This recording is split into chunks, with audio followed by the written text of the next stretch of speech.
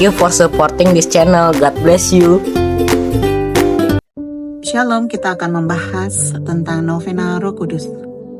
Novena ini adalah doa khusus yang didoakan selama 9 hari berturut-turut sebagai persiapan untuk menerima karunia Roh Kudus dengan lebih penuh. Berikut berapa alasan mengapa novena ini penting. Yang pertama, mengikuti teladan para rasul. Setelah Yesus naik ke surga, para rasul bersama Maria dan murid-murid lainnya berkumpul di ruang atas dan bertekun dalam doa selama 9 hari sampai Roh Kudus dicurahkan pada hari Pentakosta. Novena ini meniru sikap mereka yang sabar dan tekun menantikan janji Bapa. Yang kedua, memohon karunia Roh Kudus. Melalui novena ini, kita memohon agar Roh Kudus memberikan 7 karunia-Nya: kebijaksanaan, pengertian, nasihat, keperkasaan, pengenalan akan Allah, kesalehan, dan takut akan Allah, agar kita dapat hidup menjadi saksi Kristus yang sejati.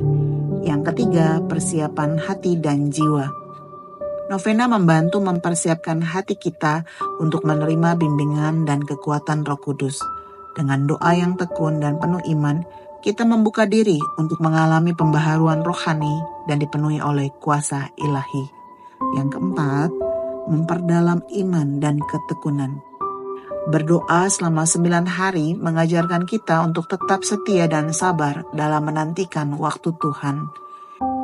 Ini juga melatih kita untuk memiliki hubungan yang lebih dalam dengan Allah melalui Roh Kudus. Yang kelima, menerima pembaharuan hidup. Roh Kudus membawa pembaharuan dalam hidup kita, membangkitkan semangat, memperbaharui hati, dan menuntun dalam kebenaran. Novena adalah cara untuk memohon pembaharuan ini secara pribadi maupun komunitas.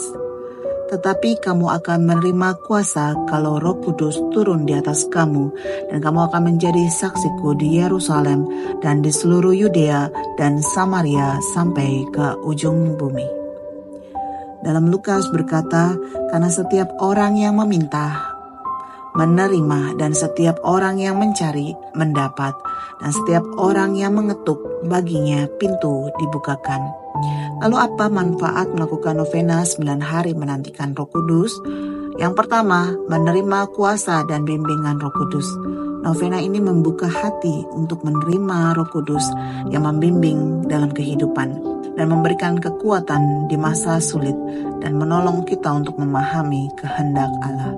Yang kedua, kedamaian dan penghiburan. Roh Kudus dikenal sebagai penghibur. Dengan bertekun dalam doa, kita mengalami damai di tengah pergumulan dan dihibur dalam masa sulit. Yang ketiga, pembaharuan hidup rohani. Melalui doa yang tekun, Roh Kudus memperbaharui hati dan pikiran kita, membangkitkan semangat pelayanan, dan mendorong kita hidup lebih dekat dengan Allah. Yang keempat, buah Roh Kudus dalam kehidupan. Dengan membuka diri terhadap Roh Kudus, kita akan menghasilkan buah roh seperti kasih, sukacita, damai sejahtera, kesabaran, kemurahan, dan penguasaan diri.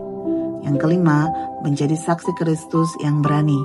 Roh Kudus memberikan keberanian untuk menjadi saksi Injil dimanapun kita berada, seperti yang dialami oleh para rasul setelah menerima Roh Kudus di hari Pentakosta. Sekarang marilah kita berdoa bersama dalam nama Bapa, Putra, dan Roh Kudus. Amin.